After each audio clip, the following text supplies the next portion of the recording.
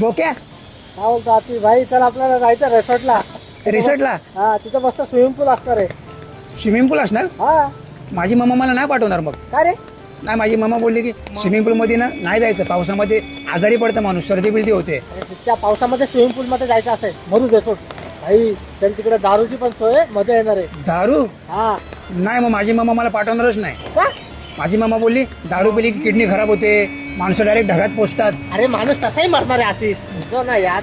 बरं मरू दे, तिकडं मस्त चिकन तंदुरी, बिर्याणी, मटन भाई सगळं खायला चल. नाही ना, पण मी व्हेजिटेरियन आहे. व्हेज नाही आहे का तिकडे काय? आणि तशी तशी पण मम्मा बोलते की ते मुक जनावरांना कापून खाणं म्हणजे किती मोठं पाप आहे ना, वरती जागा नाही भेटत आपल्याला. अरे, सुट्ट्यावरती मरू दे भाई. तिकडे 5 पोरी बघवल्यात, जास्त रनिंग करूया. पोरी हा, मग तर माझी मम्मा मला अजिबात पाठवणार नाही. का? माझी मम्मा बोलली की मुलींपासून 10 हात लांब राहायचं. अरे तू ना मरू दे. ऐक, मी का बोलतो, हा, एक काम करूया.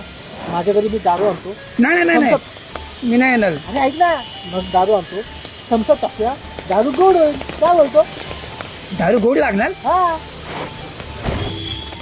काय करतोय? मम्माला सांगतो ना की दारू कडू असते ना, त्यात माझा मित्र त्याला गोड करून मला देणार प्यायला. अरे मरू दे भाई, तू नको. मी चालू. अरे सांगतो ना, मी पण येतो. आले